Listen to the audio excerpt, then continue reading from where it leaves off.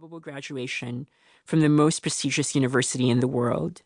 Me, a child from a Philippine province, descendant of peasant farmers, son of derelict immigrants. Except, I was no longer a son, no longer a man. I became more aware of this as groups of gay men, mostly aging or aged, circulated around me. Their manner of casual evaluation was all too familiar from the countless gay occasions I'd been exposed to. Clubs, parties, rallies, meetings, events where official interactions were always tinged with the energy of male desire. Though having such blurry vision made me pay closer attention to what I could perceive, and what I saw was the change in how those men approached and retreated, the way their bodies created invisible patterns in space, the distinction between being observed but found wanting and being dismissed offhand, the difference between being a not-so-hot guy and a woman. It's kind of fun to see a bunch of boys who rejected me under the same tent, a droll voice behind me said, whose owner I immediately identified as Kit Clark, a black alum who was several classes ahead of me, but had worked at Harvard after graduation and never left. We got back in touch a few years earlier, so he was one of the few people I'd seen since I finished college.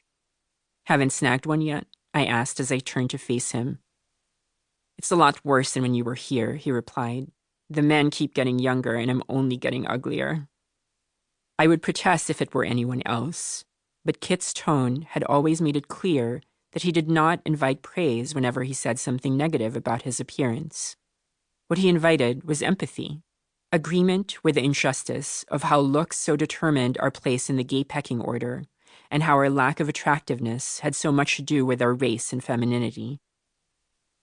Kit's broad, open face, his strong jaw, his wide nose, would not be considered ugly, if not for the kinky hair he kept long. His olive skin would have also been attractive, except that it didn't come with the hypermasculinity that seemed to be a prerequisite for black gay men to be thought hot. Instead, Kit refused to subject his tall, lanky frame to the rigors of a gym regimen and preferred activities like circus silks and modern dance, which he could perform with a lithe grace. You can always leave Cambridge, I suggested. You're not serious. My life is here. I accept that I'm undesirable. This struck me as a fundamental difference between us, and why I'd kept my friendship with Kit at arm's length over the years, because his self-acceptance rattled me. Kit would not allow himself to butch it up or keep his hair short just to court suitors.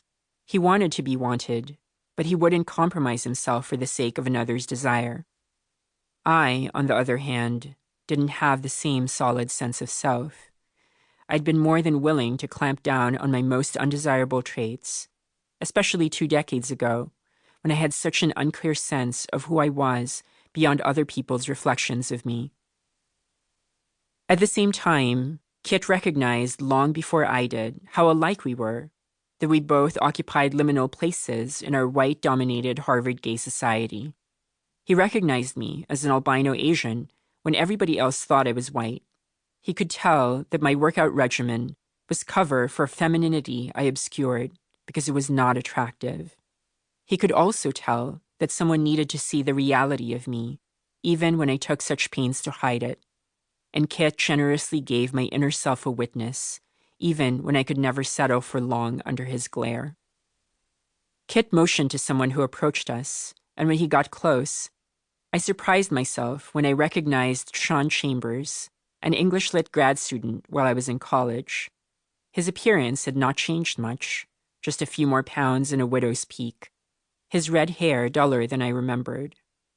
I'm Meredith, I said. I remember you, he replied. I couldn't tell whether he'd learned about my transition through the grapevine or if he was just good at going with the flow. Though the change between old and new me wasn't as drastic as it used to be.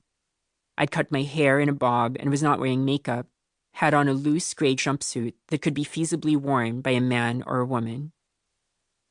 Do you recognize anyone else? I asked. Sean motioned with his head toward a man passing by in tight jeans and a white shirt under his blazer. The man's tan skin seemed leathery to me even from a distance, his hair equal parts pepper and salt. Vince Parker.